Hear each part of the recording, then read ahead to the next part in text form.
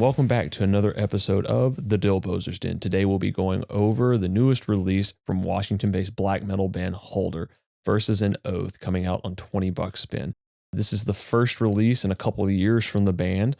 It's following up a full length that came out in 2021, and then a mini LP/EP that came out in 2022, both also on 20 Bucks Spin. This was a really anticipated release for me.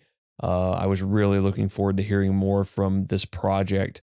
I really enjoyed the very almost primal sounding black metal that the prior two releases had. But what I wasn't expecting was the pretty big step up in writing an atmosphere on this album. This album really makes me think of Nemesis Divina era Satyricon, a little bit of Moonsorrow, maybe some early Enslaved on this release. I also get a little bit of, again, I'm not very familiar with this artist, but Mortis, some of the, dungeon synth-esque stuff all over this album. I can't speak higher on the way the keyboards are presented in this record. It definitely creates an atmosphere. Sometimes with black metal, you get keyboards and it can be a little like kitschy. It can be a little gimmicky, but with this, it fits right in. Definitely a very drab, cold, almost funeral pyre, almost a haunting kind of vibe to this album. I'm sure you ask anybody else, they'd probably balk at that. But that's what I got upon the couple of listens that I've had to this. This is a very prolific artist, a very prolific band. With countless EPs, countless singles, you name it, demos across the board, but this is only the second full length from this band. And to see this type of progression just in the matter of a couple years from the last full length is really something. This album kind of starts out with it sounds like a bunch of birds, maybe ravens, crows, that sort of thing, carry on, kind of cawing at it. And then it kicks right in with one of my favorite tracks on the album, Bowels Ablaze. This is where I really first started to hear those keyboards. And along with the next track, which is the second single from the album, Harken the End, I heard those keyboards kick in and it just got all over me. It set the tone for the record and it set the atmosphere up. There's honestly some goth metal vibes in there too. That adds to the whole kind of dungeon synth vibe. Definitely got some Stormblast era, like Dimmu Borgir, on these first couple of tracks.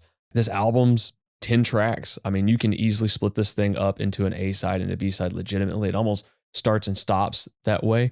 A-side, opening track is a segue track into the next couple of songs. And then side A ends with a track called Lamentations, which is more of an instrumental, very operatic. You go to track 6 or side B, and it begins with another soundscape-esque track called An Offering. The singles off this album, as I mentioned earlier, Harken the End, which is accompanied by a music video, as well as Vessel of Suffering, which is the first single released for the album, which is a more straightforward track. It definitely shows the two different types of sounds and then the blending of sounds, and to their credit, their songwriting skills on this record with just those two singles.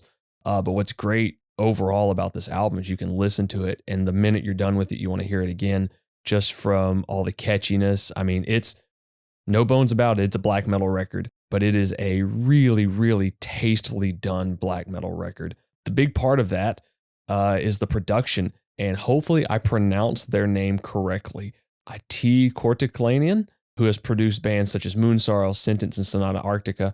The production is fantastic on this. It's not overproduced, but it also doesn't sound like it was produced in somebody's basement in Norway in 1992. It really sums up that you can hear every single instrument on this album, all the layers to it, the multiple guitar tracks. You can actually hear bass on it, which is a big standout point. The drumming is second to none on this album. A couple standout tracks for me is probably the longest title on this whole release, which is Cast into the Wall of Remembrance. Great fucking song. Vessel of Suffering is probably my favorite of the singles, although I think overall Harken the End is probably the best culmination of what this band's sound is. It's a great album. It's a great listen in February. I always attribute the colder times of year to black metal and goth metal and all that. Valentine's Day is coming up. Hopefully you get to listen to it on Valentine's Day with somebody you care about and join me again for the next one. Thank you. What's up?